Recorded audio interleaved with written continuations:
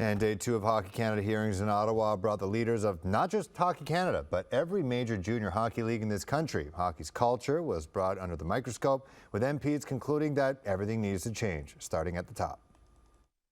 Glenn McCurdy, the former Hockey Canada executive in charge of risk management, told the Heritage Committee today that he had never received a call like the one he got in June 2018.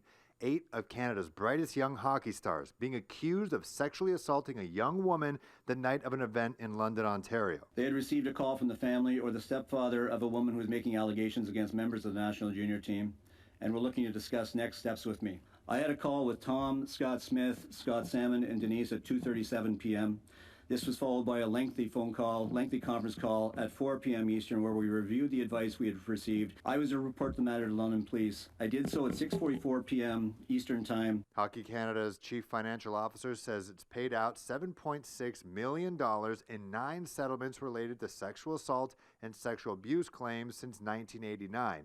That figure does not include the undisclosed amount of a settlement tied to that 2018 allegation.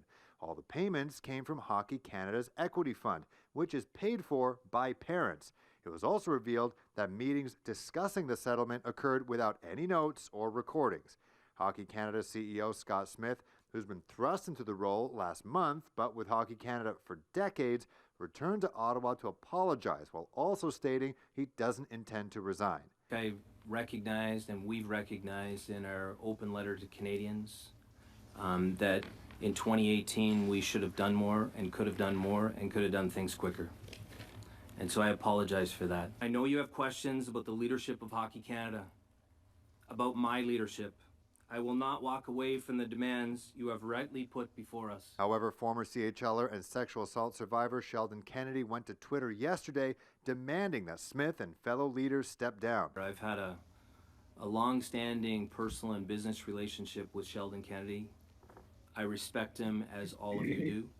It was difficult to read his comments yesterday. If the governance review or our board decides that someone else should do that, I'm prepared to accept that, but I want to be held accountable to deliver on this action plan. That's an outcome all the MPs are hoping for. I feel like many members of the Canadian public that I have lost confidence in Hockey Canada. We have lost confidence in Hockey Canada, and I think it is time for new leadership. Unfortunately, there needs to be a bigger cultural change in Hockey Canada than you're currently promising today. There's times that good people have to step aside because the public has lost confidence in them, and I'm afraid this might be one of these times. Scott Smith was also asked about another alleged sexual assault, this one involving junior hockey players in 2003 in Halifax. Smith says he heard about it just last week. However, 2 weeks before that, he referred to a rumor that was going around. They started an investigation and eventually received details by journalist Rick Westhead from TSN. They then called Halifax police.